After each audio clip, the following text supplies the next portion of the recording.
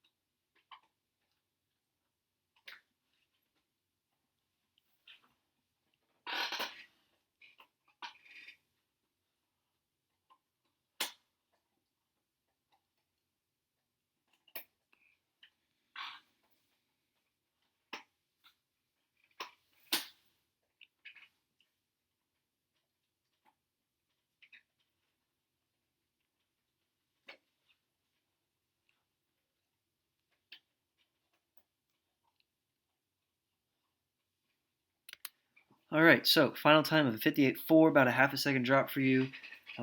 Hadn't broke a minute as far as I'm aware prior to this season. You've now done twice this season, making moves in the right direction time-wise, so that's all exciting news. Split-wise, we're out 28.0, back 30.3, so about 2 seconds different there between the first and second 50. I think that's really solid.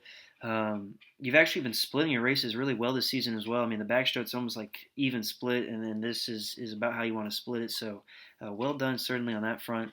Taking a look at the actual swim here on the start.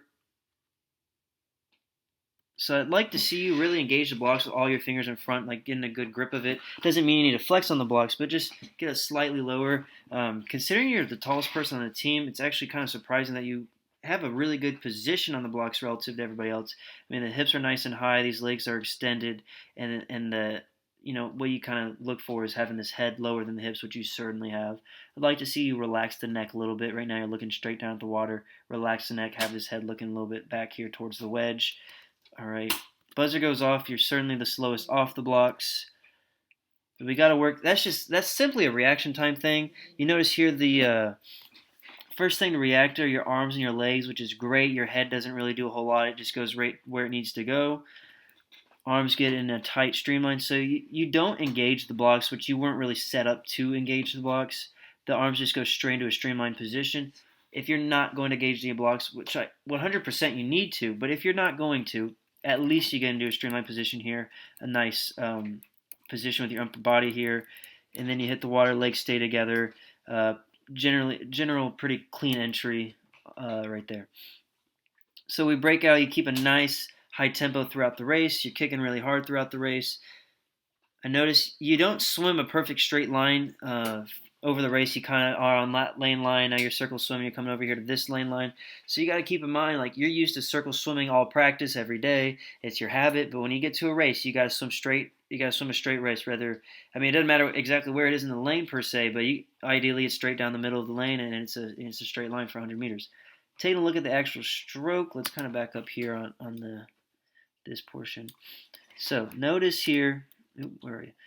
Notice here, you generally do a nice job of reaching all the way here. Like, you obviously know you're a tall guy, and you want to swim long. So here you're taking nice long strokes up front, but what's killing you is the early exit of the stroke here. So especially notice on this left arm, that arm is just slipping out right by your stomach rather, and you don't finish the stroke all the way. So when you think you out of anybody you're probably going to race this whole season, anyone that I'm going to watch race this whole season in the Texas high school swimming, like, you probably have the longest reach of anybody, right? So you already utilize that up front. You have this great reach. You're catching water all the way from here. The thing is, you don't maximize that by pulling all the way through the hip. So think about, sometimes we've done flick drill where you're flicking the water out there. You want to feel that thumb grazing by the hips. That's kind of an exaggeration point in practice. But right here, you're not quite finishing all the way through. On this turn now, let's play this turn at full speed. So notice on this turn, you catch yourself, you're about to take another stroke and you don't, and this arm kind of does a little hesitation. So we got to time the turn a little better. We also don't need to be looking up at the wall for the turn. Nice low tight turn though. All right, so I'm trying to go back here. What's going on? So back it up. Notice here you coming out of the turn. The first thing you do is you take a breath. You're basically at a dead stop here with your legs. Your legs have completely disengaged as you take this breath in first stroke. And you generally put yourself in a bad position right there. You're going to do it again, I believe, off of this last wall. So let's take a look.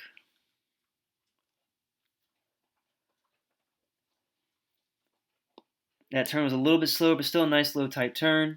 Similar thing, you're starting to think about closing speed, but we really got to transition power off the wall and make it a little more smoother, a little more powerful and impactful coming off that wall. Now you're really just, I mean, it looks like you're fighting the water a lot. Taking a look again at that stroke, it's exiting too early. You're really slipping out there. We got to maximize the stroke, especially on the left arm. Coming into the finish here. Nice head down, no breath inside the flags for our best time.